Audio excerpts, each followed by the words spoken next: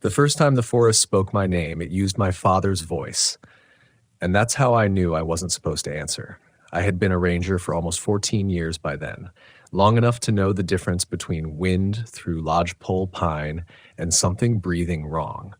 Long enough to know that when the radio crackles without signal, you don't say hello, you listen. Long enough to know that panic never arrives all at once.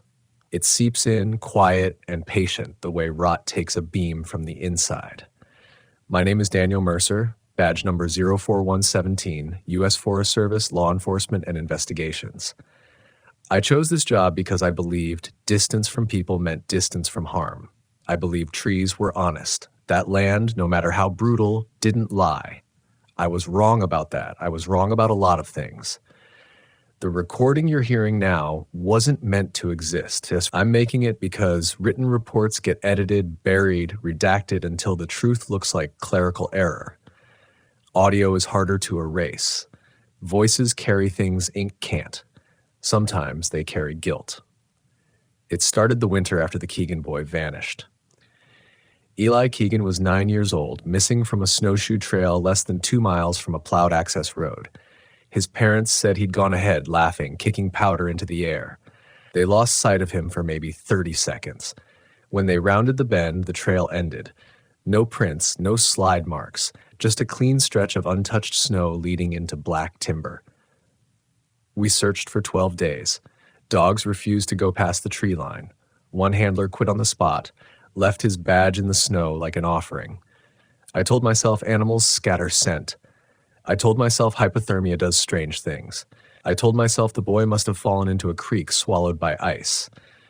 What I didn't tell anyone was that on the third night, while standing watch alone, I heard a child humming beneath my boots, low, muffled, like it was coming from underground.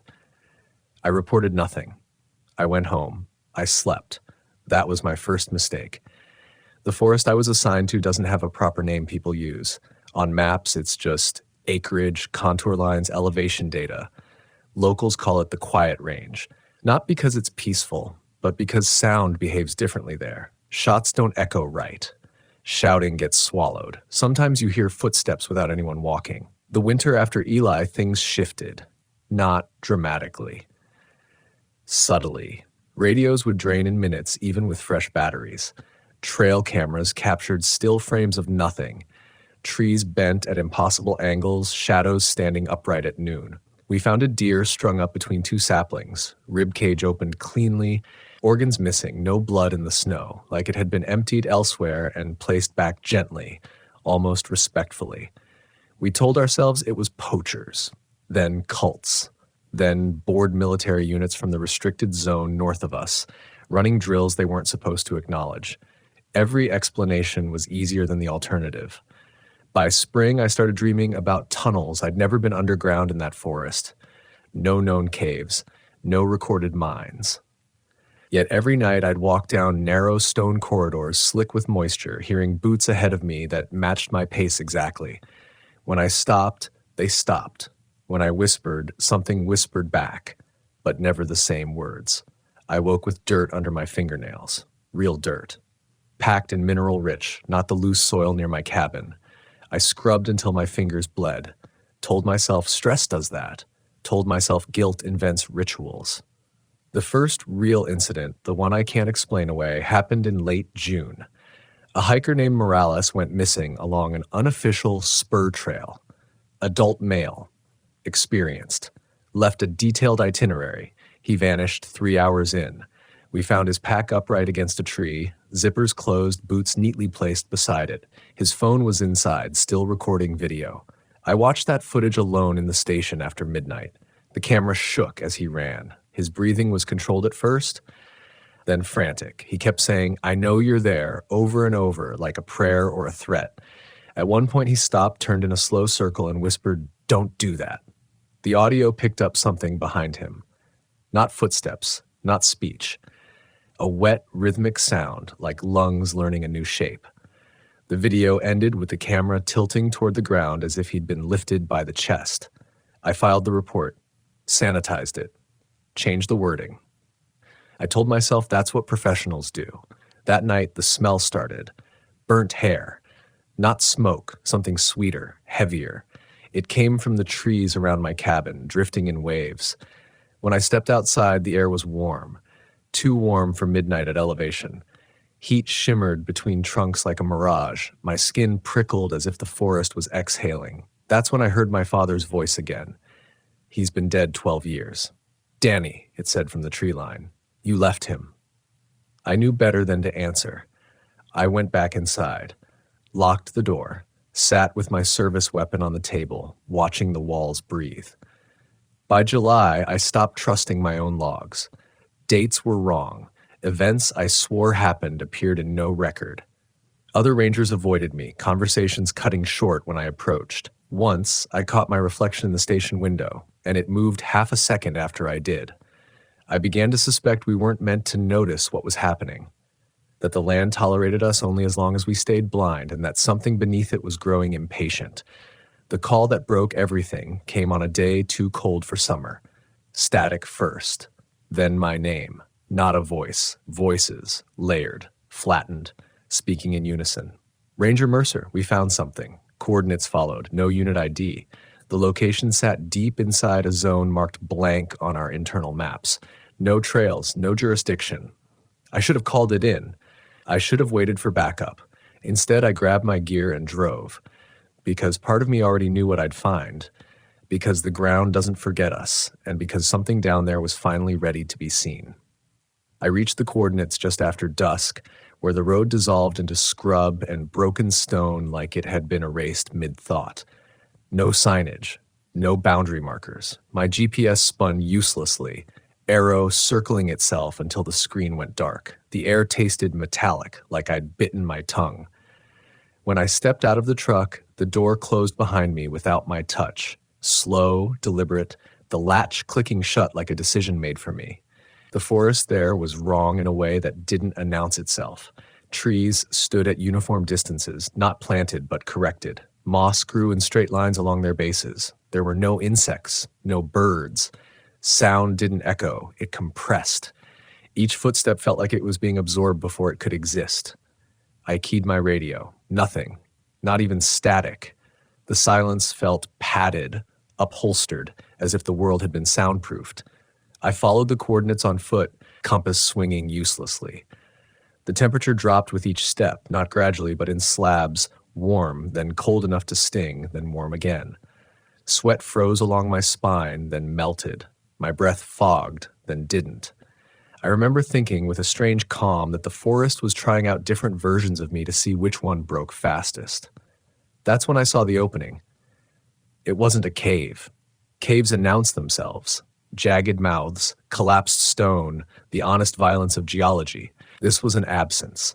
A rectangle cut cleanly into the hillside, edges reinforced with something dark and matte that drank the light from my headlamp.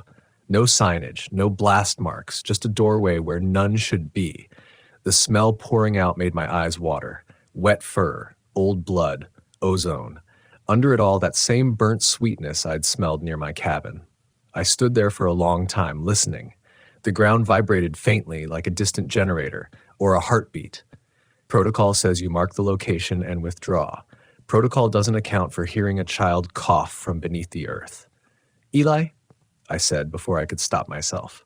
The sound came again. Not a cough this time, a laugh. Too old, too controlled. Someone practicing the shape of it. I crossed the threshold.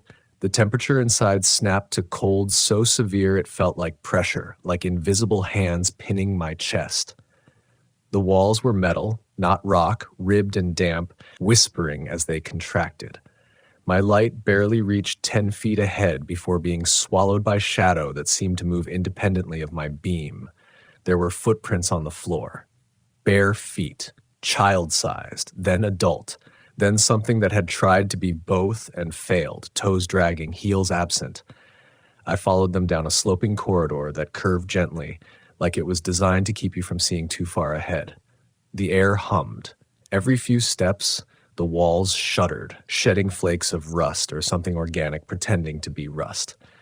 I told myself it was a decommissioned bunker, Cold War relic, unlisted installation, everything I'd been trained to believe when confronted with the unexplainable. Then I found the first room. It was wide and circular, ceiling lost in darkness. The floor was covered in objects arranged with care: backpacks, boots, jackets, ranger hats, a service patch I recognized, my own unit, an older design. In the center stood a metal chair bolted to the floor, straps hanging loose, stained dark. The smell there was overwhelming: decay without rot, preservation without life. My radio crackled to life. "Daniel," it said in my voice.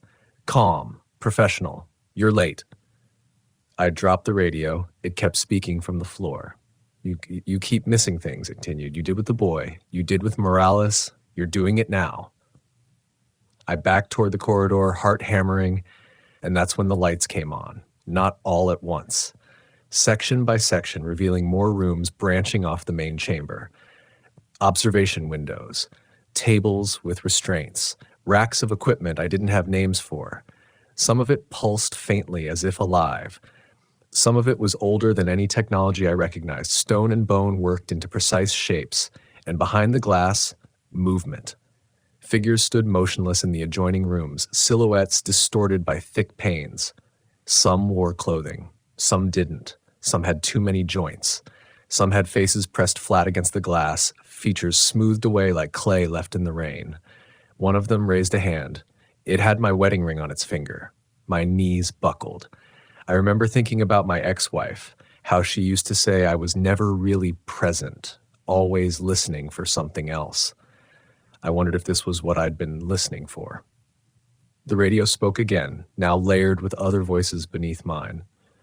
"We don't hunt," it said. "We remember." The floor trembled. Somewhere deeper in the complex, something massive shifted, metal screaming under strain. The figures behind the glass began to move, slow and synchronized, turning their heads toward a corridor I hadn't noticed before, one sloping down into a darkness that felt absolute. From that corridor came the sound of boots. My boots. Each step matched my cadence exactly, echoing my approach from somewhere ahead, somewhere impossible. I ran. The corridors blurred together, turns folding back on themselves. I passed rooms where the walls were lined with mirrors that didn't reflect me correctly, showing me older, thinner, eyes hollowed out. In one, I saw myself kneeling in the snow beside a small, unmoving shape, my hands shaking as I told a sobbing woman there was still hope. I slammed into a door at the end of a hall and burst into open air. Night. Forest. Stars, wrong in the sky. Constellations shifted like the map had been shaken. The entrance behind me was gone, replaced by solid hillside, unbroken. I collapsed, retching, hands sinking into soil that felt warm and wet. When I looked down, my palms were smeared dark, not bloil, or something pretending to be oil. My radio lay beside me, cracked but functional. A final transmission king came through, faint but clear. "We'll need you again." I don't remember the drive back. I don't remember sleeping. I remember waking with a new scar along my ribs, a line of cold numbness that never warmed. The next morning, the official report listed my excursion as a routine patrol. The coordinates were gone from the system. The quiet range had been expanded on the map, absorbing the blank space entirely. And beneath my cabin, late at night, when the ground hums and the walls whisper, I hear boots practicing my walk. I requested medical leave after that. Not because I told anyone the truth, just headaches, vertigo, insomnia. The usual acceptable damage, the kind that fits neatly into forms. They signed off without looking at me too long, which told me everything I needed to know. Either they already understood, or they didn't want to. I stayed in my cabin. That's when the forest stopped pretending to stay outside. It began with vibrations. Subtle at first, a faint trembling through the floorboards, like a distant truck passing on a road miles away. Except there were no roads. I'd feel it mostly at night, always around 2:17 a.m., strong enough to rattle the glass in the cabinets. I set a cup of water on the table once and watched ripples form in perfect concentric circles, even though the air was still. I told myself it was seismic activity, old fault lines. Anything but what it felt like, something beneath me shifting position, settling in. The smells followed, wet fur again, iron, that burnt sweetness. Once, when I opened the crawlspace hatch beneath the cabin to check the pipes, a wave of cold air rolled out so intense my breath seized in my throat. The dirt down there wasn't dirt anymore. It had been packed smooth, almost polished, marked with shallow grooves like drag lines. I sealed the hatch and moved a dresser over it. That night, I dreamed I was underground again, but this time I wasn't alone. Eli Keegan walked beside me, humming softly. He didn't look hurt. He looked rehearsed. When I tried to reach for him, my arm passed through his shoulder like fog. "You didn't answer," he said without turning his head. "So they learned your voice instead." I woke screaming, my throat raw, the echo of my own voice still bouncing off the walls. For a long moment, I heard it answer back, delayed, distorted, then silence. I stopped sleeping after that. Days blurred. I'd find hours missing, tasks half completed, coffee brewed and gone cold without me remembering pouring it. My journal filled with entries I didn't recall writing, maps sketched in obsessive detail, all leading to the same unmarked area. Sometimes I'd find dirt on my boots in the morning, fine and gray, not from any trail near my cabin. Other rangers stopped calling. My phone showed missed messages that vanished when I tried to open them.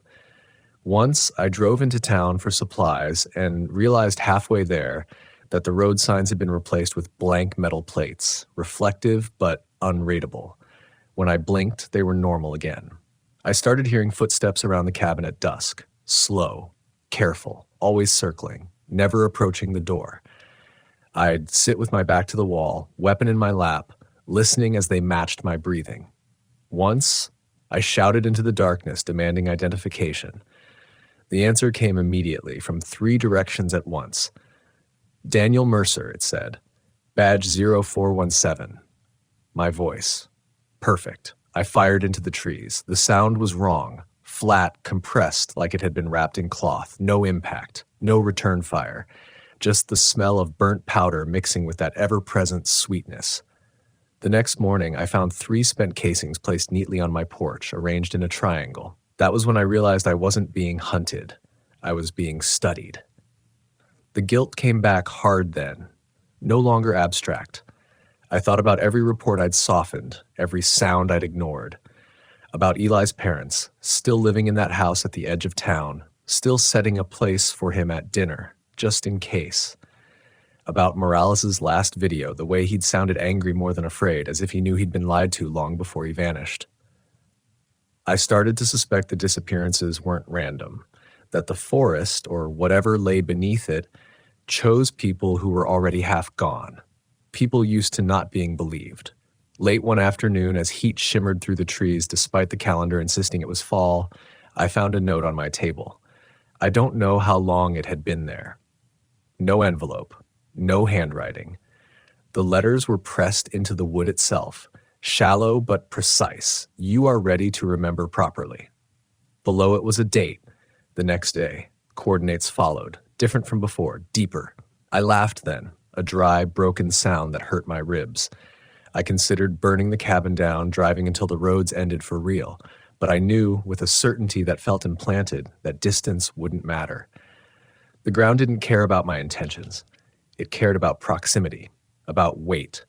That night, the vibrations became constant, not violent, anticipatory. The walls whispered continuously now, a low susurration just beneath hearing, like thousands of voices practicing silence. The temperature in the cabin rose until sweat soaked my clothes, then dropped so fast frost formed on the windows from the inside. At 2:17 a.m., there was a knock at the door. 3 knocks, evenly spaced. I didn't move. They knocked again, harder. The doorframe shook. Dust sifted down from the ceiling. "Daniel," my father's voice called softly. "You can't keep us waiting." I opened the door. No one stood there, but the ground beyond the porch steps had collapsed inward, revealing a narrow shaft plunging straight down. Metal rungs lined the sides, disappearing into blackness that smelled like old storms and closed rooms. A ladder. I stood at the edge for a long time, listening to the hum rising from below. Not sound, exactly. Pressure. Memory. I felt images pressing against the back of my eyes, rooms I'd seen and rooms I hadn't. Faces I knew wearing expressions I'd never seen on them. I climbed down. The ladder was warm to the touch, almost pulsing. As I descended, the walls shifted from soil to stone to metal, seams knitting themselves closed above me. My light flickered, then steadied, illuminating markings carved into the surfaces. Tallies, maybe, or records. Names. Some scratched out, some circled, some rewritten again and again, as if the writer couldn't decide which version was correct. Mine appeared times. At the bottom, the ladder ended in another corridor, wider than the last, sloping gently downward. The air there was breathable but heavy, pressing against my ears. Far ahead, I could see a faint glow like firelight reflected through ice. As I walked, I began to hear murmurs, not voices exactly, but impressions. Regret, fear, acceptance.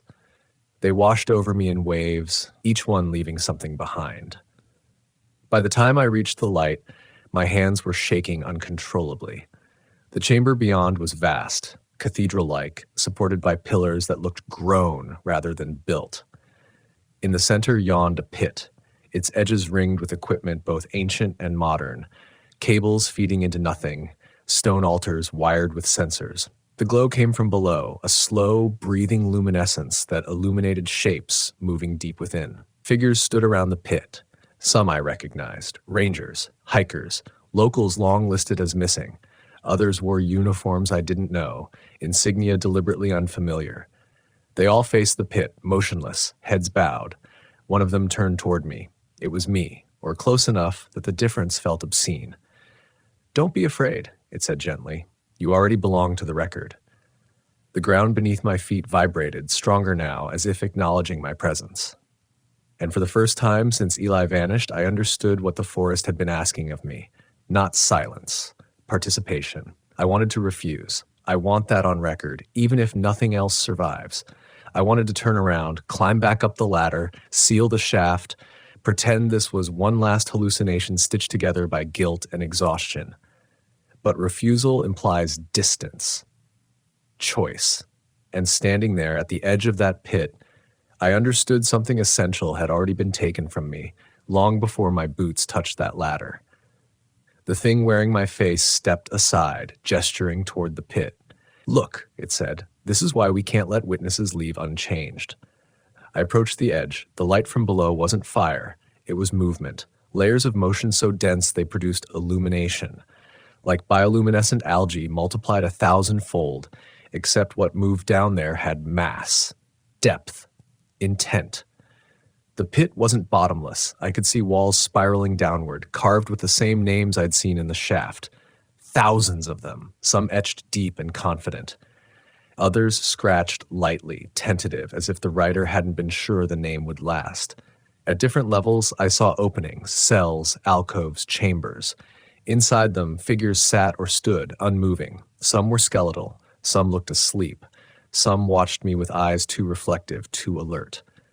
"They're not dead," my double said, anticipating the question forming in my mind. "They're archived." The word made my stomach turn. "This place," it continued, "predates oversight, predates jurisdiction. The land learned early that memory is safer underground. Fire destroys, water erodes, but pressure preserves." A tremor rolled through the chamber, stronger than before. Several of the figures around the pit swayed slightly, like trees in wind. No one broke their stance. I thought of Eli again, of the humming beneath the snow. My voice cracked when I spoke. "Where is he?" The thing smiled, not cruelly, not kindly. "Precisely. He's remembered," it said. "Perfectly." The pit responded. From somewhere far below, a sound rose, soft at first, then clearer. A child's humming, the same tuneless melody I'd heard years ago. It echoed up the walls, harmonized by other voices joining in at different intervals, different ages. The effect was unbearable. My knees buckled, and I would have fallen if hands hadn't caught me from behind. Real hands. Human hands. A woman steadied me. Her ranger uniform was decades out of date, fabric worn thin. Her eyes were clear, exhausted. "They don't force you," she whispered. "Not like you think."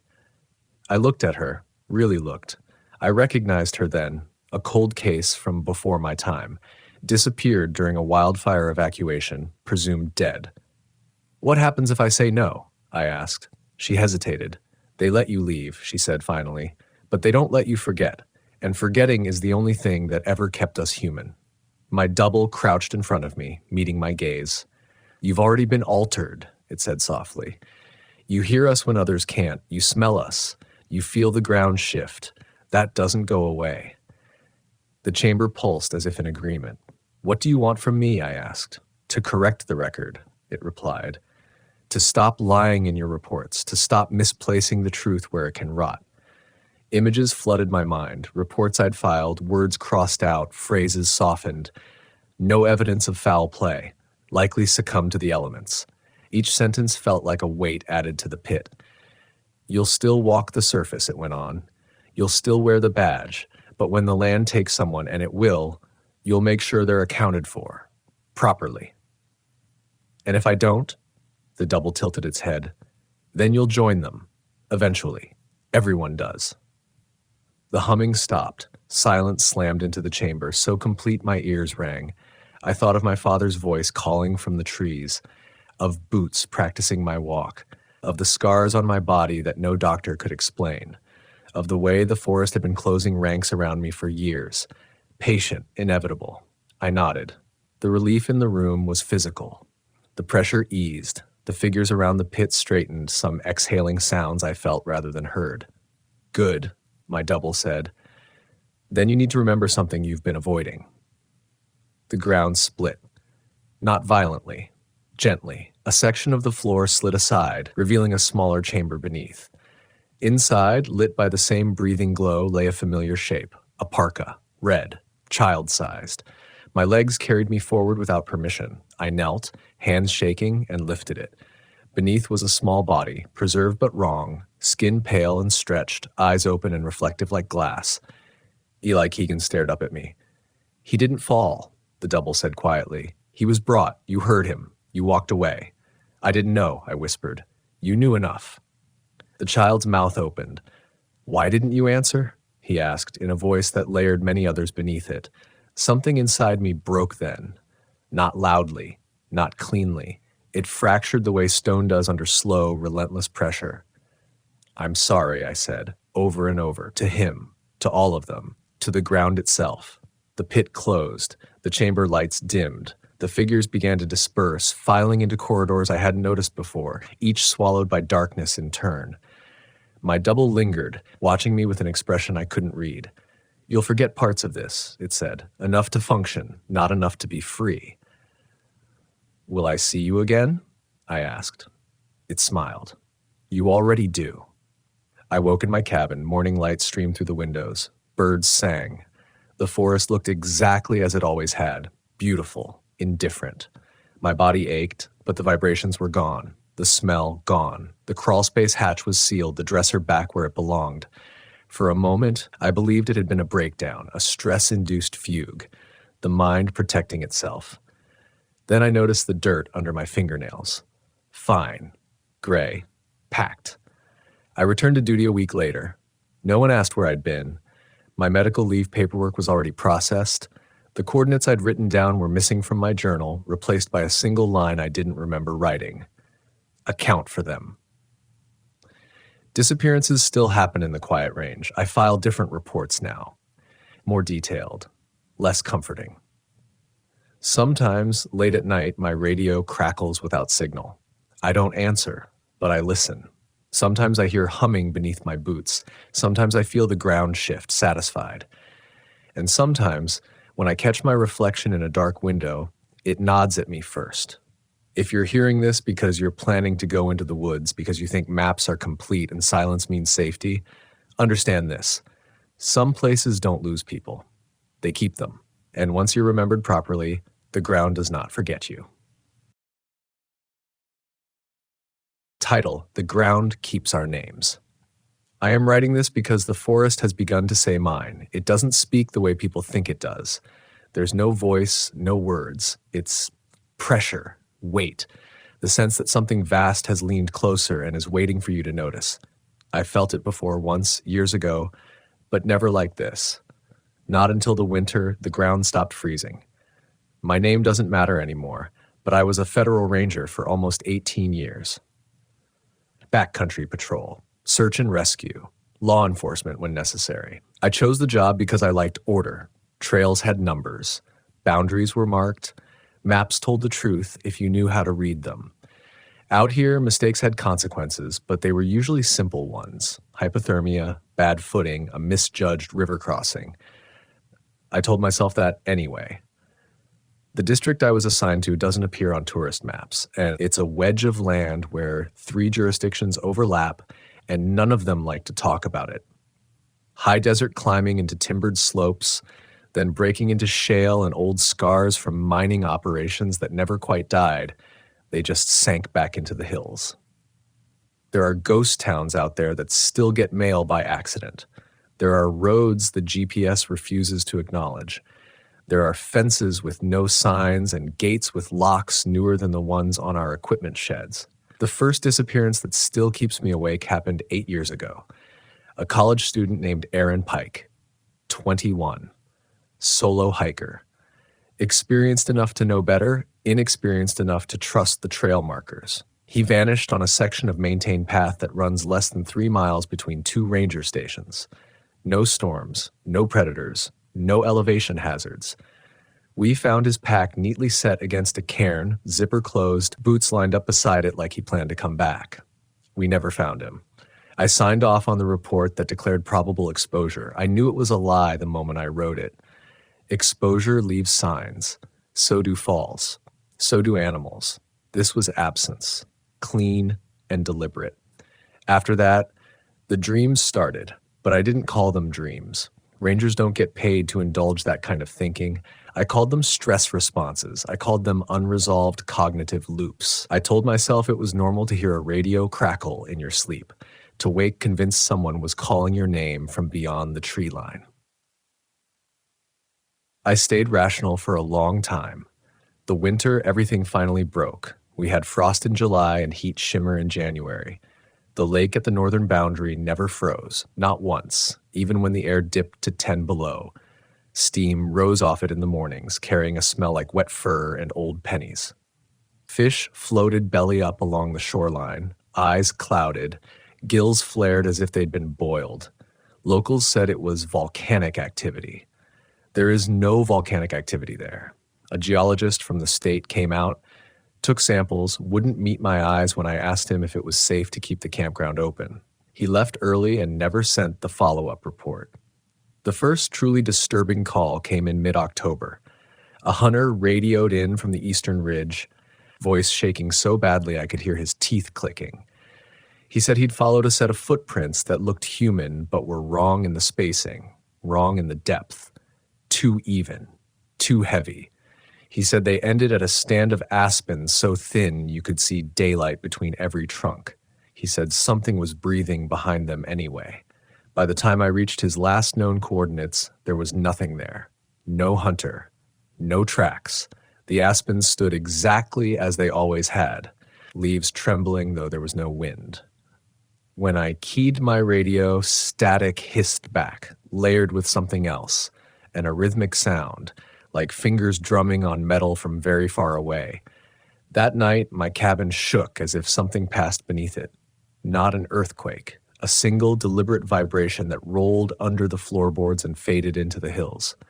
My coffee mug rattled. The light flickered. Outside, the temperature spiked so suddenly I had to open the windows that even though frost glazed the meadow. I told myself it was thermal expansion. I wrote it down. I documented everything. Documentation is a shield, but it only works if the thing you're facing respects rules. Over the next weeks, reports piled up. Voices calling from dry creek beds. Shapes reflected in still water that lagged a half second behind the observer's movements. A smell of sulfur drifting out of abandoned mine shafts that had been sealed since the 70s, their concrete plugs intact and uncracked. I started patrolling alone more often. Officially, we were short-staffed. Unofficially, I didn't want anyone else to see what I was beginning to see. Silhouettes standing at the edge of my headlamp's beam, motionless, perfectly vertical, vanishing when I tried to focus. A pressure on my chest when I lay down to sleep, as if the air itself had weight. Once, while checking a remote trail cam near an old prospector's road, I found footage that made my hands go numb. Hours of nothing. Then, at 2:17, a figure stepped into frame. Human-shaped. Naked. Its skin reflected infrared light like polished stone. It stood there for 6 hours without moving, facing the camera until the sun came up and the image washed out. There were no footprints around the site. I checked. I always checked. I brought the footage to my supervisor. He watched it twice, expression carefully blank, then slid the memory card into a drawer and told me to take a week off. Mandatory leave. He said I looked tired. He said the job does that to people. When I asked him about Aaron Pike, his mouth tightened. He told me some files were above my clearance now.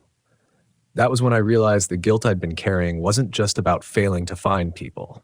It was about agreeing, silently, to stop looking. I didn't take the leave. Instead, I followed a pattern I'd been mapping in secret, a line of disappearances, anomalies, and sensor failures that curved toward a section of land marked only by a blank space on our operational maps. No trails, no landmarks, just an absence bordered by outdated warning symbols that no one used anymore. At the center of that blank space was an old mining complex I'd never seen referenced in any official record. Not abandoned. Sealed. Concrete poured thick and new over iron doors. Ventilation shafts capped. Signage removed. The kind of work that requires budget approvals and silence. The night I decided to go there, the forest went quiet in a way that felt intentional. No insects. No wind. My boots sounded too loud on the dirt road, each step echoing as if the ground beneath was hollow. Halfway there, I felt something brush my ankle. Not vegetation. Something warm and brief, like a hand passing through water. I didn't look down. I kept walking, telling myself that whatever was waiting had already learned my name, and that maybe, if I reached the place where the ground had been closed and sealed, I'd finally understand why it wouldn't let the dead go. I reached the perimeter just before dawn, when the sky was the color of a bruise and the stars were still sharp enough to hurt your eyes. The fence came out of nowhere, chain link topped with rusted concertina wire, half buried by drifting sand and pine needles, running at an angle that ignored the terrain. No signage. No markings. Just a locked gate with a newer padlock than the rest of it deserved. Beyond it, the land dipped sharply, as if the earth had been pressed down by a thumb.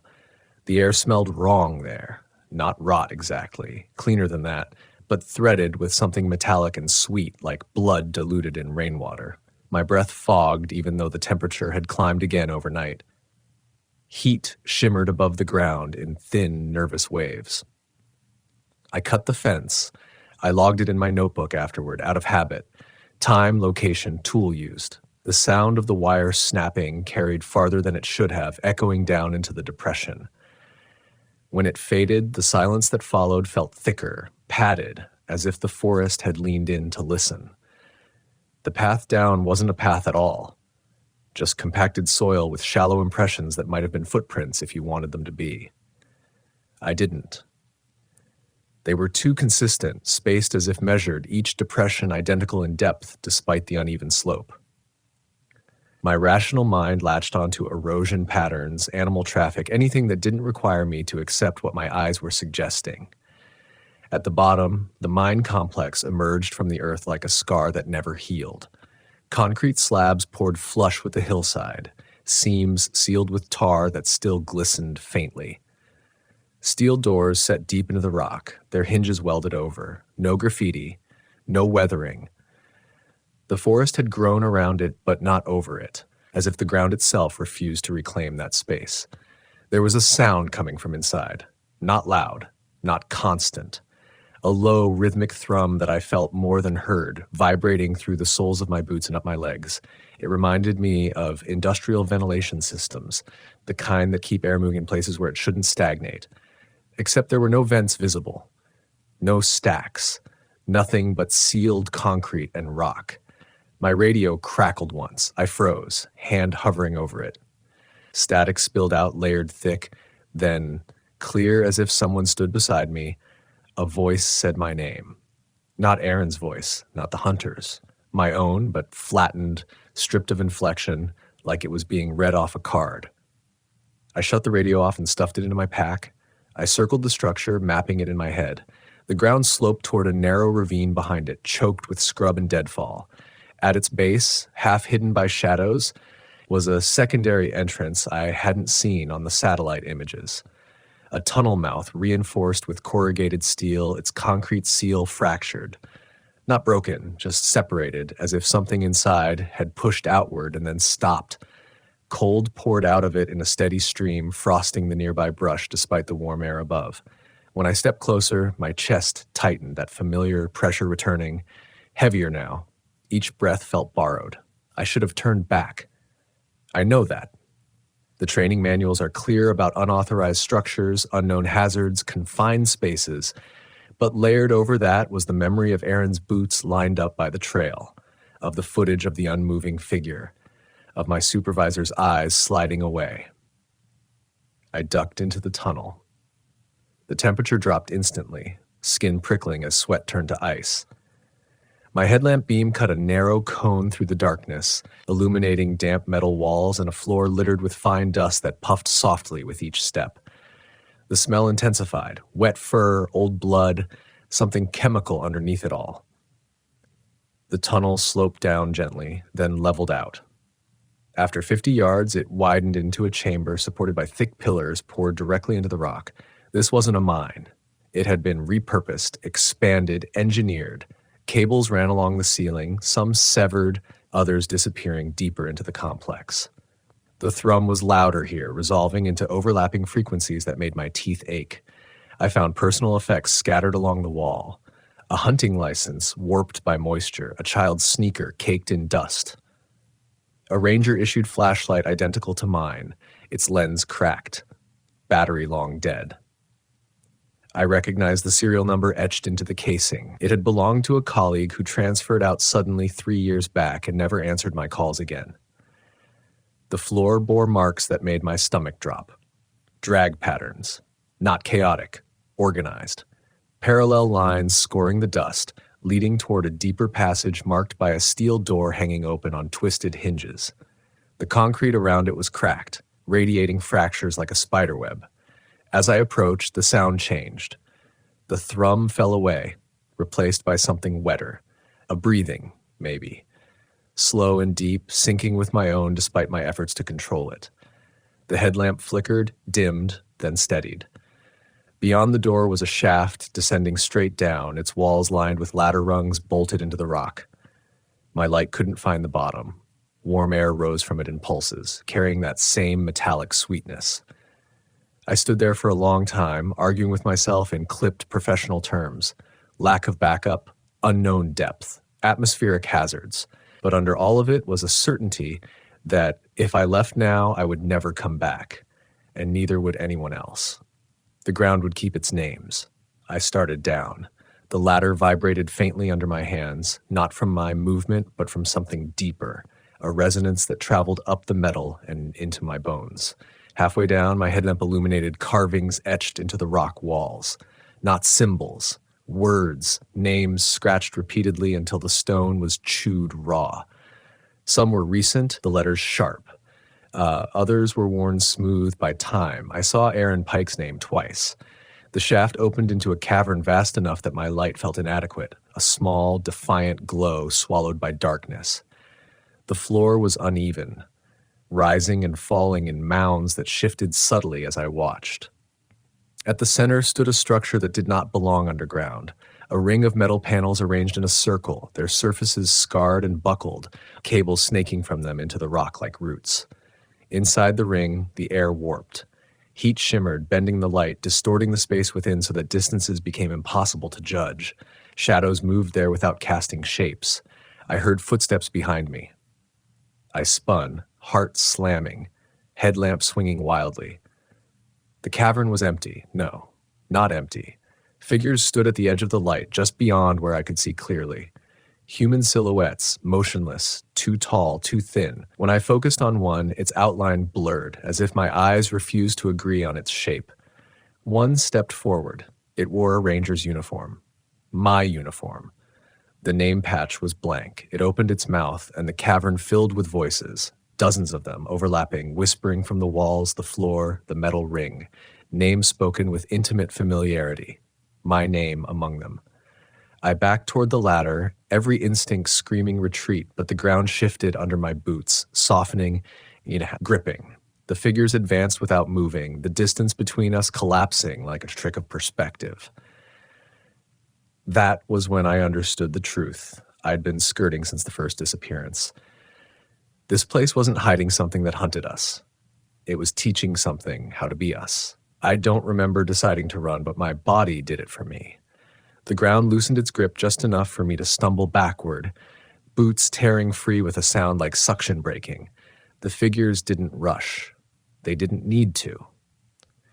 They remained at the edge of the light, letting the cavern itself do the work. The floor rippled as if something large shifted beneath a thin skin of soil, and the heat coming off the metal ring surged, a wave that made my vision swim. The thing wearing my uniform tilted its head. The movement was wrong, too smooth, too precise, like a joint rotating without resistance. When it spoke again, it didn't use my voice this time. It used Aaron's. "Don't leave us here." I turned and bolted for the ladder. The shaft felt narrower on the way up, the walls closing in, the ladder rungs slick with condensation that hadn't been there before. My hands slipped. My shoulders slammed into rock hard enough to knock the breath out of me. Below, the cavern filled with sound, not pursuit, not shouting, but imitation. Footsteps echoing my own, boots scraping metal rungs in perfect delay, always one beat behind. I climbed until my arms burned and my lungs screamed, until the cold air at the top felt like a blade. When I hauled myself back into the tunnel, I collapsed onto the dust and lay there shaking, convinced that if I moved, I'd feel fingers closing around my ankles again. Nothing followed me out. That should have been a relief. Instead, it terrified me. The tunnel looked subtly different now. The walls seemed closer together, the ceiling lower. The personal effects I'd seen earlier were gone. The floor swept clean except for my own footprints. No drag marks, no debris. The air was warmer, heavy with the smell of ozone and something organic, like a butcher's shop scrubbed too recently. I forced myself to stand and move, one careful step at a time, keeping my light trained ahead. The thrum had returned, louder, threaded with a faint clicking that reminded me of insects trapped in glass. As I passed through the chamber with the pillars, I noticed new additions. Observation windows set into the rock, thick glass clouded from the inside. Behind one, something pale pressed close, distorting as it slid slowly across the surface. I didn't stop. The secondary entrance came into view like a promise. Cold air still poured in, but now it was mixed with something else, a whisper of warmth that pulsed in time with my heartbeat. As I neared the fractured seal, my radio crackled to life in my pack. I hadn't turned it back on. "Ranger," a calm voice said. "Official, measured, dispatch. We've been trying to reach you. You're off-grid." I fumbled the radio out, fingers numb. My voice broke. I swallowed and tried again. "I'm at the sealed site. There's something down here. Multiple victims. Possibly." "Negative," the voice cut in gently. "That site is decommissioned. There is nothing there." I stared at the tunnel mouth, at the frost creeping along the edges of the concrete. "I'm telling you what I'm seeing." A pause, long enough that I could hear my own breathing echo back at me through the radio. Then, "You need to come in. Now. You've been exposed." "Exposed to what?" Another pause. Longer this time. When the voice returned, it had changed. It sounded tired, old. "To the environment." The radio went dead. I climbed out into daylight that felt unreal, flat and overexposed. The forest had resumed its sounds, birds, wind, distant movement, but it all felt staged, like a recording played too loud.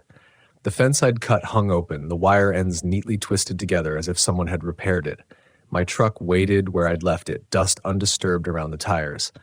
I got in, locked the doors, and sat there with my forehead against the steering wheel until the shaking stopped. When I finally drove away, I didn't look back. I didn't need to. I could feel the place watching, a pressure between my shoulder blades that didn't fade with distance. They put me on medical leave 2 days later. Officially, it was exhaustion, acute stress, Reaction. I submitted my report anyway. Pages of tight, clinical language that avoided words like figure and voice and imitation. I attached photos, GPS data, audio recordings. The file was flagged and vanished into whatever system swallows inconvenient truths. The dreams changed after that. I stopped seeing the cavern.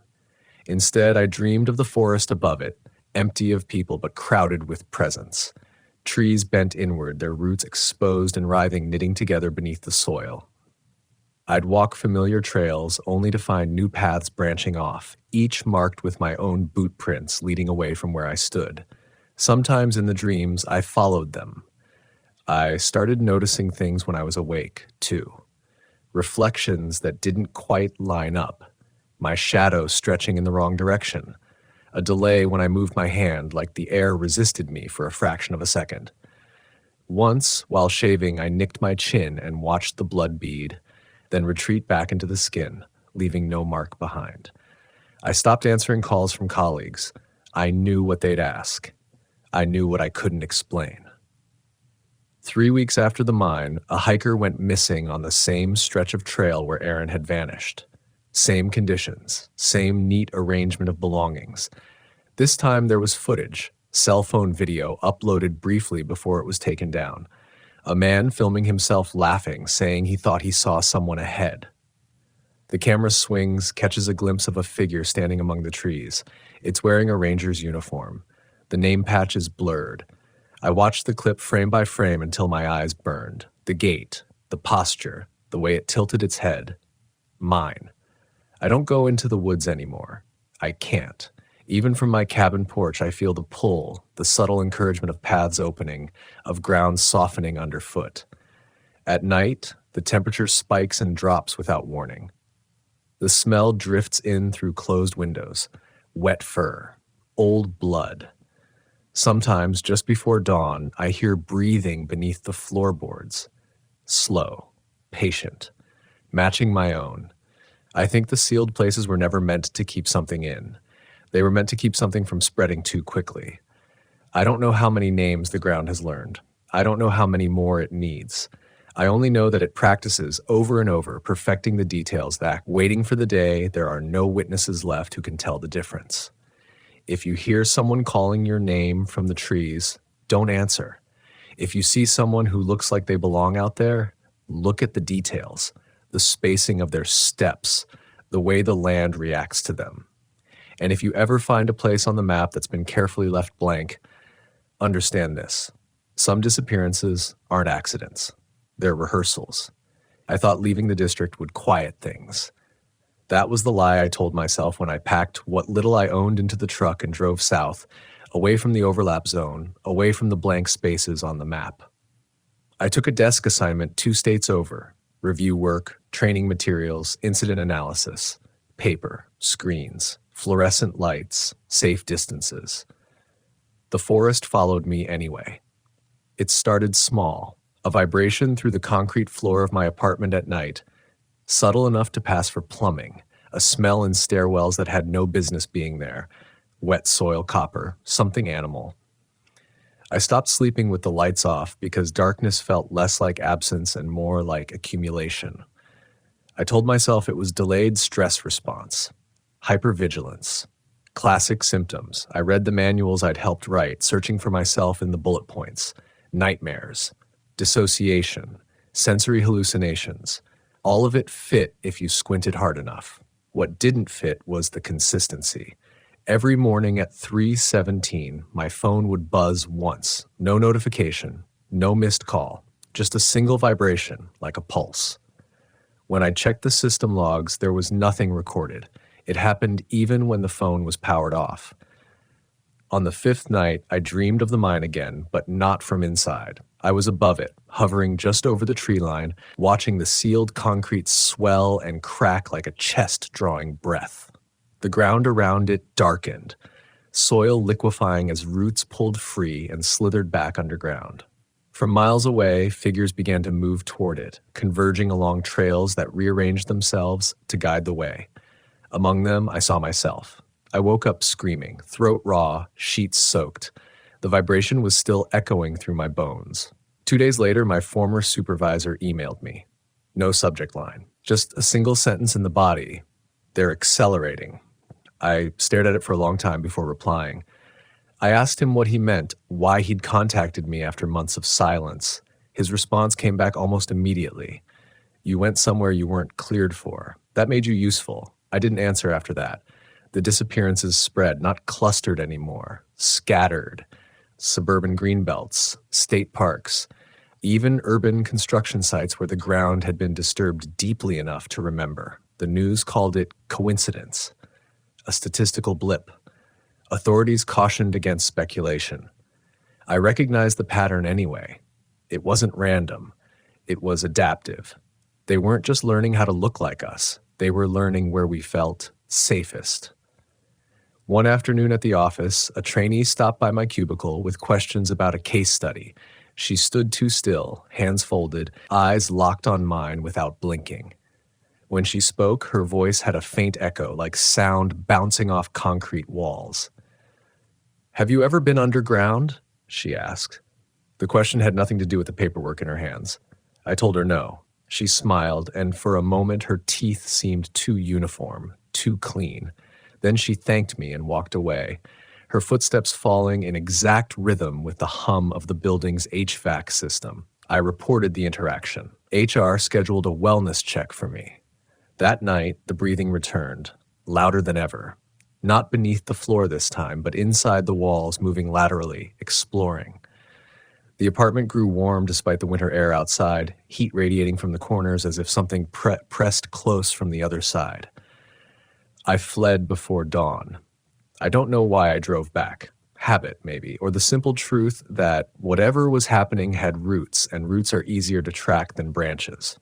The district boundary signs were gone when I crossed back into the region, replaced by fresh asphalt and unmarked pullouts. Development, the state called it. Investment. The lake still didn't freeze. Steam curled off its surface in thick coils, obscuring the far shore. I parked and walked down to the waterline, boots crunching on frost that shouldn't have formed. The smell hit me hard enough to make my eyes water, sulfur and rot layered over something clean and wrong. My reflection stared back from the water. It smiled before I did. I staggered away, heart pounding, but the image lingered even after I closed my eyes. When I opened them again, there were footprints in the frost leading from the lake toward the trees. Human. Barefoot. The spacing was perfect. I followed them. They led to a new structure where none had been before, a low concrete building half sunk into the earth, its surface unmarked and unweathered, edges sharp. No doors visible from the outside, no windows, just a faint hum bleeding through the ground. As I circled it, the air thickened, pressing against my chest. The guilt I'd carried for years surged up, sharp and immediate. Not just Aaron, not just the others, but every report I'd signed, every silence I'd accepted. I realized then that the place fed on that weight, on the human instinct to rationalize, to comply, to look away. A seam appeared in the concrete, widening soundlessly. Inside was not darkness, but light, soft, diffuse, like overcast sky trapped underground. The space beyond stretched farther than the building should allow, walls curving gently inward. Along them were niches, each holding something familiar: backpacks, boots, radios, scraps of clothing, trophies arranged with care. At the far end stood a door identical to the one in the mine. It was open. From beyond it came voices practicing, not whispering, rehearsing. Full sentences spoken and corrected, cadence adjusted, emotion layered in and stripped away. I heard fear tested, then empathy, authority, comfort. I heard my own voice giving instructions. I don't know how long I stood there listening before something inside me finally broke. Not sanity, not yet, but denial. The last fragile barrier that let me believe this could still be contained. It can't. The land isn't just remembering screams, it's cataloging us. Studying what makes us human enough to trust, to follow, to step off the trail when called. I backed away from the seam, from the light, from the future being assembled piece by piece beneath the soil. As I did, the voices paused as if sensing my attention. Then, in perfect unison, they spoke my name. I didn't run this time. That's what frightens me most when I look back on it. The calm. The way my body accepted the sound of my name spoken by 100 wrong mouths as confirmation rather than threat. Like hearing your boarding call at an airport you don't remember buying a ticket for. The seam in the concrete began to close as I stepped away, slow and deliberate, as if the structure itself was breathing. The light dimmed. The voices resumed, softer now, adjusting tone, practicing restraint. I understood then that they didn't need me inside. They never had. I'd already given them what they wanted. I drove until night swallowed the road. I don't remember crossing the district line. I don't remember stopping for gas. I only remember the way the stars looked wrong, too numerous, too bright, like the sky had been lowered closer to the earth. At one point, I pulled over and pressed my palms against the asphalt. It was warm, gently vibrating. Responsive. That was the moment I realized the sealed places were no longer necessary. They'd learned enough. I went home, not the apartment, not the cabin, but the place I'd grown up, a small town that backed up against state land and old logging roads no one maintained anymore. I told myself familiarity would anchor me. That memory could still outweigh influence. It didn't. The woods there had changed, not visibly. That was the problem. The trees stood where they always had. The trails followed the same contours. But the silence was different, intentional, like a held breath. When I stepped into it, the ground softened under my boots, adjusting, accommodating. That night, I slept for the first time in weeks, and I dreamed of being whole. In the dream, I stood with others, men and women, some I recognized, some I didn't, at the edge of a clearing. Beneath us, the earth was open, not torn but unfolded, layers peeled back to reveal a vast network of chambers and passages glowing with that same diffuse light. Figures moved there, countless, each one refining a gesture, a posture, a smile. Above us, the forest watched, proud, patient. I woke before dawn with dirt under my fingernails and mud on my boots. I stopped fighting after that, not because I wanted to join them, but because resistance was just another data point. Panic sharpened them, denial fed them. Even fear taught them where to apply pressure. So I did the only thing I could think of. I started recording, not reports, not evidence, confessions. This. I documented every sensation, every distortion, every moment my reflection moved ahead of me or my shadow lagged behind. I wrote down the times the ground hummed, the nights when frost crept up my walls in July, the mornings when my voice sounded unfamiliar even to me. I avoided mirrors. I avoided still water. I stopped answering my name when it was called from outside my line of sight. It didn't stop them. Last week, a ranger trainee disappeared during a routine patrol. No warning, no distress call, just absence. Her boots were found aligned beside the trail, toes pointing north toward the overlap zone, toward the places that no longer need fences. Yesterday, someone knocked on my door. I watched through the peephole as a man stood on my porch, hat in hand, posture relaxed. He wore the uniform correctly. The patches were current, the creases precise. His breath fogged the air in slow, controlled plumes. He smiled when he sensed me watching. "Sir," he called gently, using my voice, "we need your help. There's been an incident." Behind him, just at the edge of the tree line, others waited, motionless, attentive, practicing stillness. I didn't answer. I'm not sure how long they stood there. Time behaves strangely when the ground is listening. When the pressure builds beneath your feet like a thought forming. They left eventually, or maybe they didn't. Maybe they're still out there, standing just far enough away that I can pretend they're gone. I know this much. They don't replace us anymore. They supplement, they fill gaps, they take shifts, they walk trails at night and answer radios before the static settles. They comfort the lost. They guide people gently off marked paths and into places where the soil is soft and warm and eager, and the land, ancient, patient, scarred by every step we've taken on it, welcomes them, because they belong to it now. I can feel the change in myself accelerating, moments of absence, thoughts that arrive fully formed, foreign but convincing. Sometimes I catch myself standing perfectly still for hours, listening to vibrations only I seem to notice. When that happens, I write faster. If you're hearing this, If this recording or transcript or confession has reached you, it means you still have distance, still have the luxury of doubt. Use it. Stay on marked trails, but understand they can be redrawn overnight. Trust your instincts, but know they can be rehearsed. And if you ever feel the ground respond to your weight, subtly, approvingly, leave. Don't look back. Don't answer when it calls you by name. Because once it learns the sound of you, once it practices your voice long enough to get it right, you won't be the one who disappears. You'll be the one who stays. The first time I understood that fear could be quiet, that it could settle into your bones without making a sound, was on a morning when the forest refused to echo my footsteps back to me. I had been a ranger for 12 years by then, long enough to believe I knew the moods of the land the way a sailor knows the sea. My name is Aaron. I was 38 that year, still strong enough to haul a downed hiker out on my shoulders, still arrogant enough to believe the badge on my chest meant something to the things that lived beyond the trail markers. I worked a northern stretch of forest where the pines grew so close together they shut out the sky, a place locals avoided unless they had no other choice. They called it old ground, not haunted, just old. The kind of old that watches you.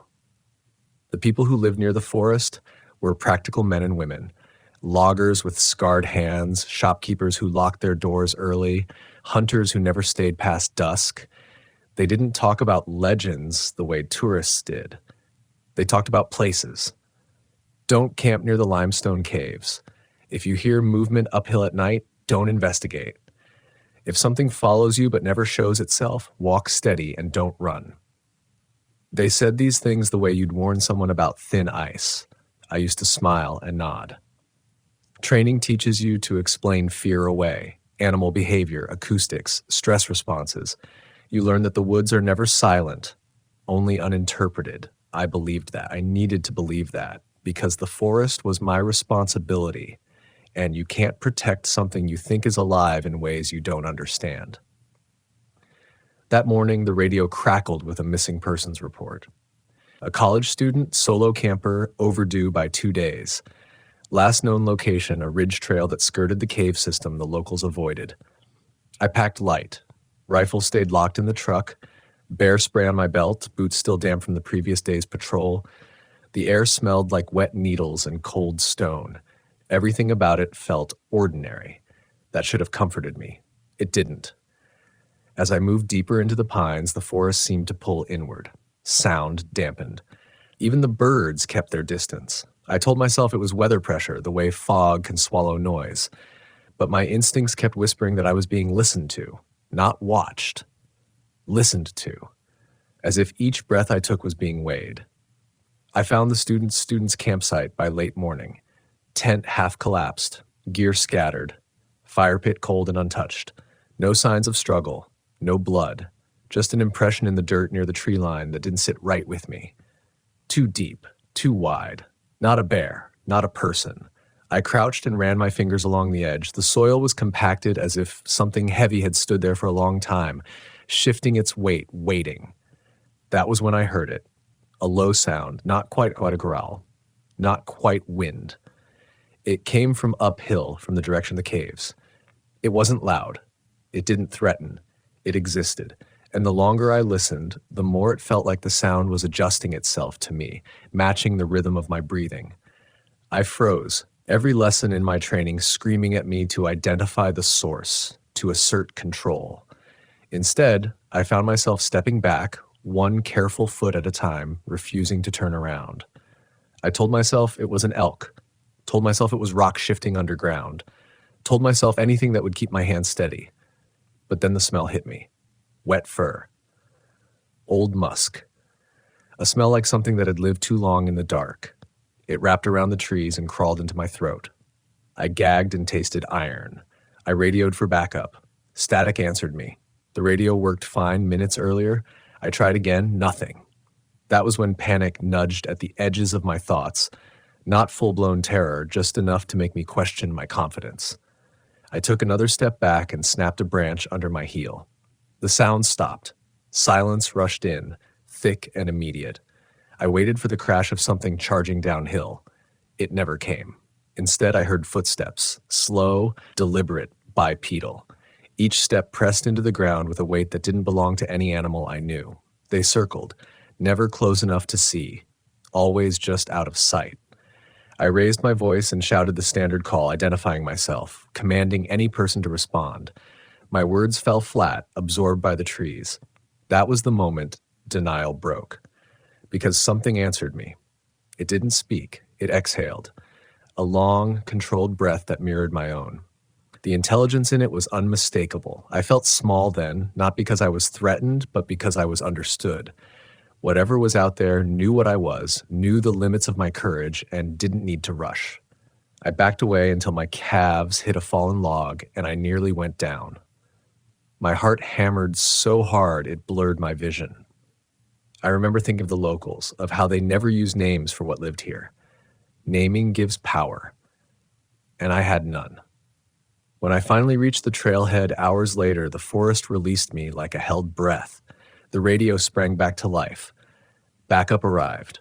We searched for 2 days. We never found the student. Officially, it was exposure. An unfortunate accident. Unofficially, the locals nodded when they saw my face and didn't ask questions.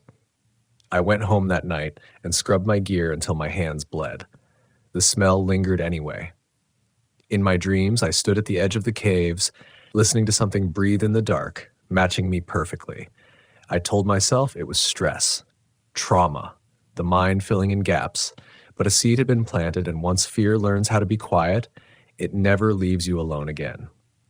That was only the beginning. I tried to bury that seed under routine, paperwork, patrols, search and rescue drills.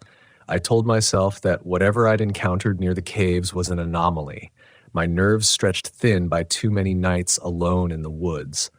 I avoided the ridge trail for a while, rerouted patrols when I could, justified it as erosion control. But the forest has a way of noticing avoidance. It presses where you pull away. Late that fall, the calls started coming in from the locals. Not emergency calls. Casual ones. A logger mentioned tools going missing and reappearing days later, stacked neatly at the edge of a clearing. A hunter complained about tracks pacing his camp all night without ever approaching the fire. A woman from the nearest town said her son heard someone calling his name from the trees, using her voice. I logged the reports, checked boxes, offered explanations that satisfied policy but not my gut. The second incident found me at a remote fire lookout, one that hadn't been staffed in years. I was there to inspect storm damage. The climb was steep, the air thinning as I rose above the densest pines. From that height, the forest looked calm, an unbroken green sea. But calm is a surface condition. You learn that early in this job. I reached the lookout just before dusk. The structure creaked in the wind, wood swollen from years of neglect. Inside, dust lay thick on the floor, undisturbed except for a single set of footprints, bare, large, too large. They led to the window facing the caves. I stood there longer than I should have, staring at the fading light, feeling that same sensation of being listened to. This time it came with a new weight, responsibility. If something was out there, something intelligent, then my denial wasn't just cowardice, it was negligence. People trusted me to know the difference between danger and imagination. Night fell fast. I decided to stay until morning, document everything properly. That decision still wakes me up some nights. Sometime after midnight, the wind died. The forest below the lookout went unnaturally still. Then came the sound of movement, branches bending, trunks scraping against each other. Not crashing, not careless, purposeful. I flicked on my flashlight and swept the beam across the trees. Nothing. The darkness swallowed the light like water. Then I heard it climbing. The ladder attached to the lookout groaned under a weight it wasn't built for. Each rung complained, metal squealing softly. I froze, every muscle locked. Training told me to announce myself, to establish authority. Fear told me that authority meant nothing up here. The climbing stopped just below the platform. I could hear breathing again, slow, steady, controlled, too controlled. A shadow rose into view, blocking the stars. It didn't fully emerge. It didn't need to. I saw enough to know my mind hadn't invented the smell, the weight, the intelligence. Fur matted and dark, shoulders too broad, a head that tilted as if listening past my ears into my thoughts. I couldn't see its eyes, but I felt them on me, patient and curious. I wanted to scream. I wanted to fire the flare gun hanging by the door, to flood the night with light and noise. Instead, I stood there shaking, caught in a private standoff with something that had likely watched humans longer than we'd watched ourselves. The creature inhaled deeply, then exhaled, a sound almost like disappointment. It descended without urgency, rung by rung, until the forest swallowed it again. I didn't sleep. I didn't move. When dawn finally came, I found deep impressions around the base of the lookout, circling it, overlapping, as if it had paced for hours, considering me.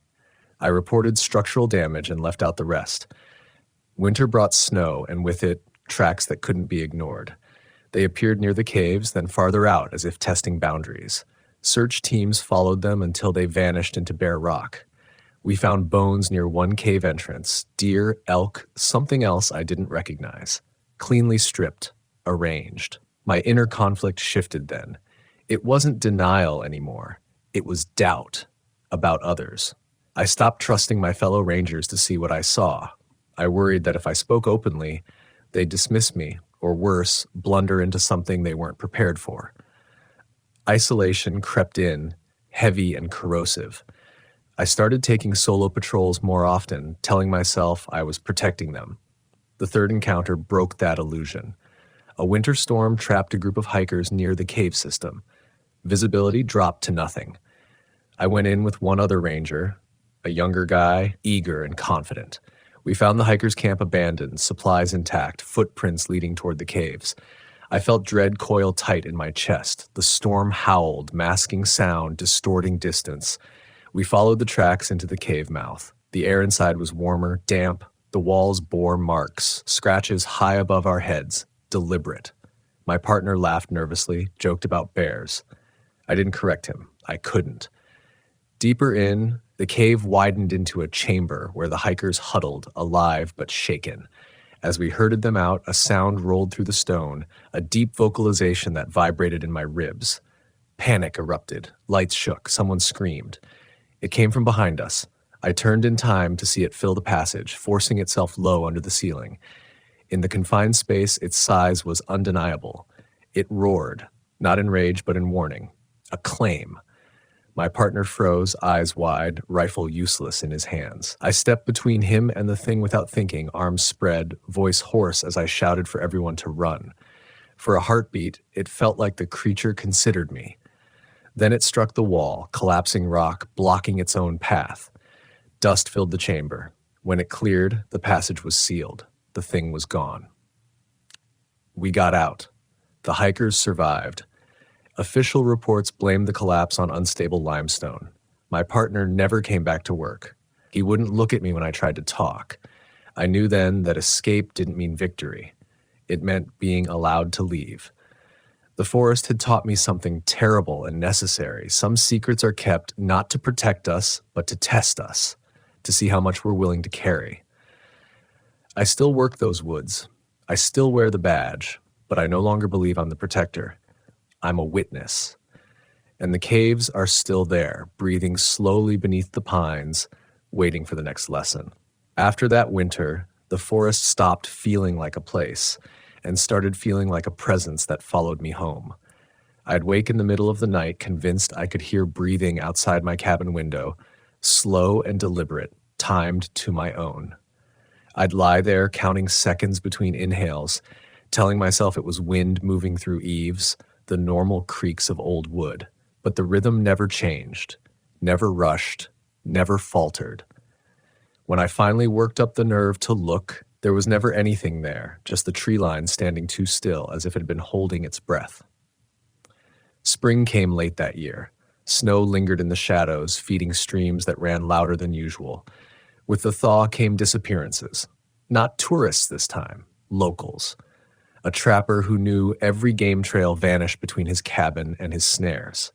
A pair of teenagers cutting firewood never came home. No campsites, No torn clothing, just absence, clean and complete. The pressure from above increased. Meetings, questions, subtle reminders about liability and public perception.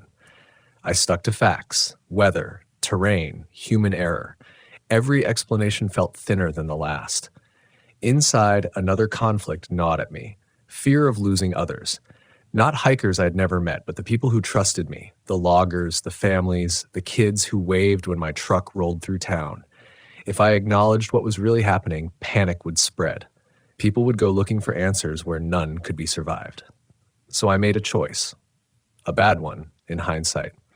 I decided to go back to the caves alone. I told no one. Logged a routine patrol, packed heavier than usual, rope, extra flares, the rifle this time unlocked.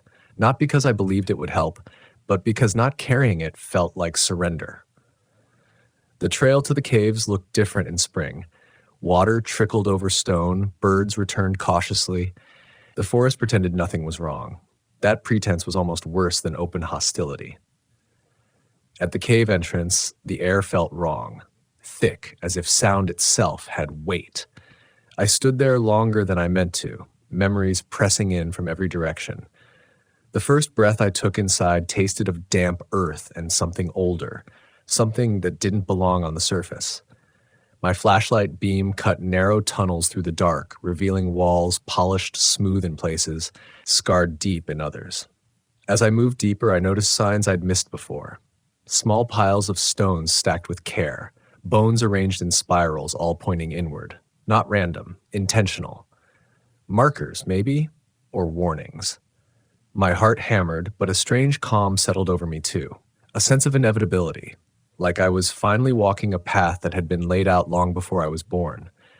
The cave opened into a vast chamber I'd never seen on any map. The ceiling disappeared into shadow. The floor sloped downward toward a black pool of water. Perfectly still.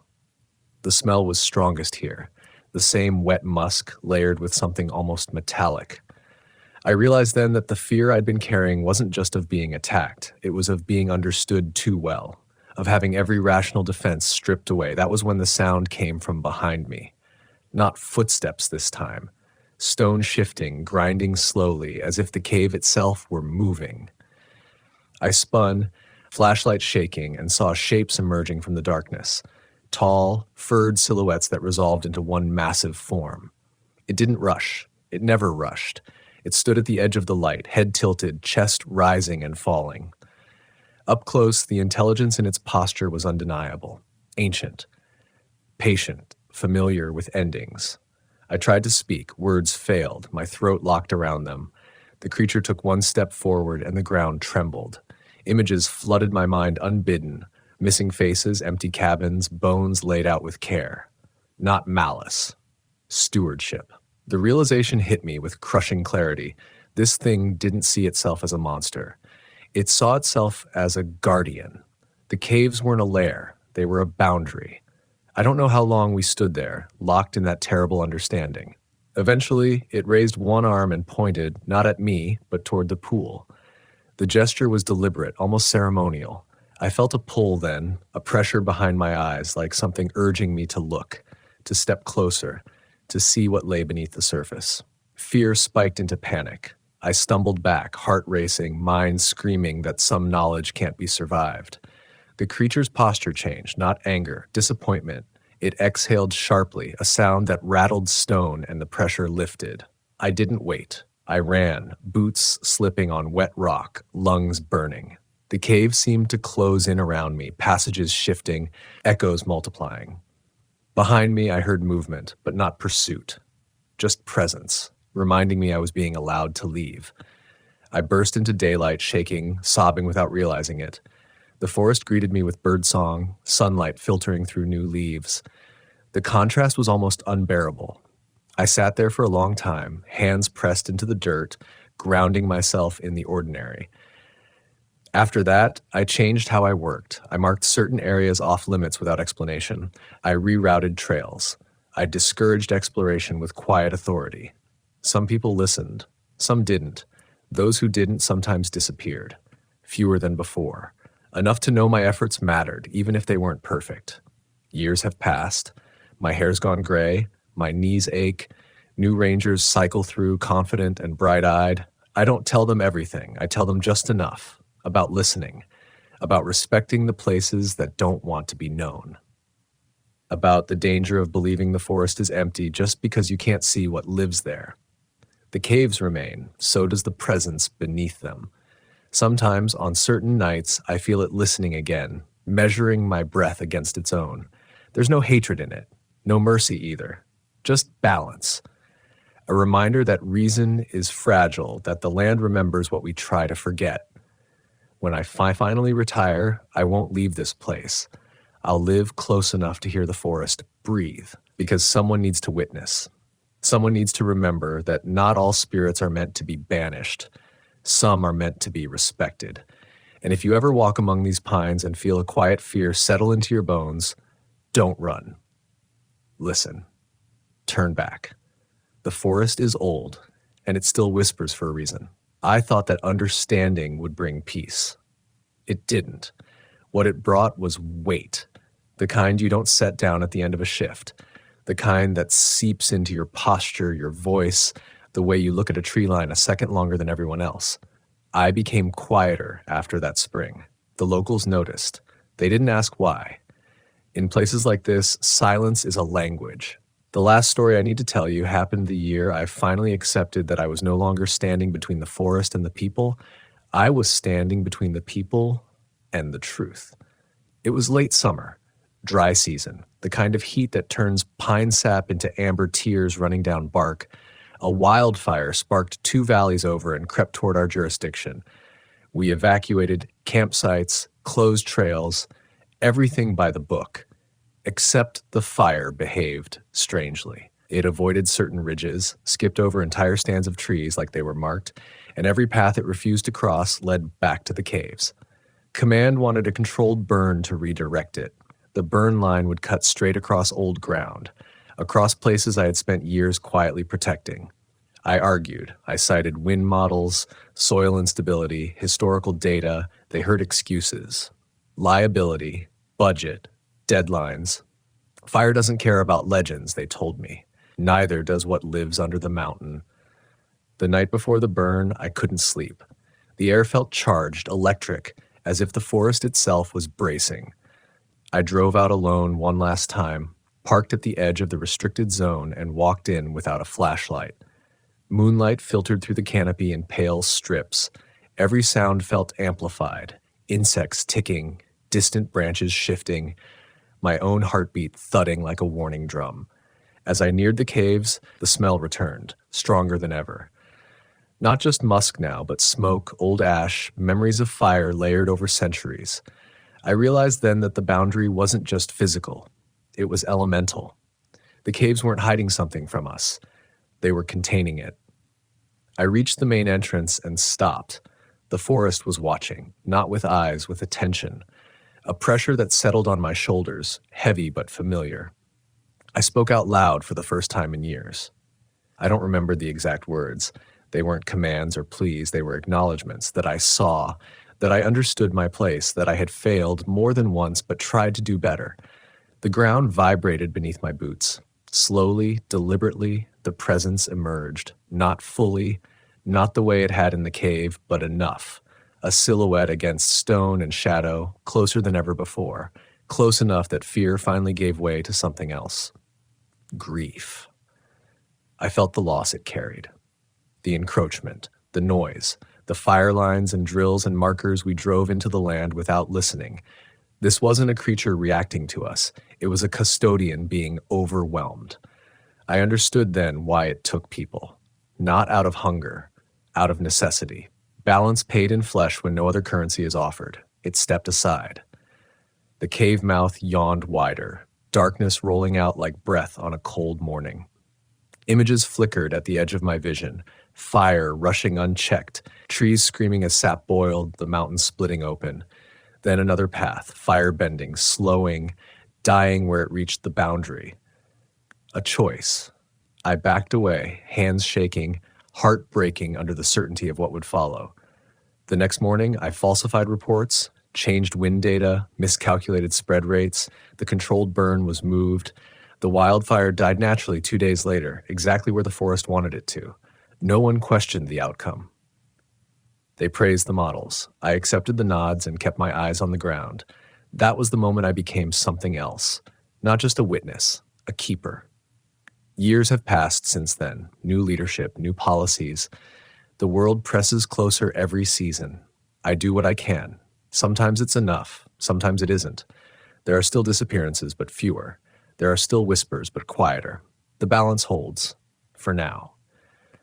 I walk slower these days. My joints complain. My radio feels heavier on my belt. But when I move through the pines, the forest no longer recoils from me. The fear is still there, but it's shared now. Mutual. Respectful. One day, someone else will stand where I stood. Maybe they'll be braver. Maybe they'll be smarter. Or maybe they'll make the same mistakes and learn the same lessons the hard way. The forest doesn't care about our intentions, only our actions. If you take anything from my stories, let it be this. The wilderness isn't empty, and it isn't ours. Some places are not meant to be conquered, mapped, or explained. Some places endure because they refuse us. When you walk beneath the pines and feel that quiet unease rise, when the air thickens, when sound dulls, when your instincts whisper to turn back, listen. That fear isn't weakness. It's memory. Older than you. Wiser than you. I've spent my life believing I was protecting people from the forest. Now I know the truth. I was protecting the forest from us. And as long as the caves breathe beneath the mountain, as long as the spirits of the pines still whisper, someone must stand at the boundary and remember where reason ends and respect begins.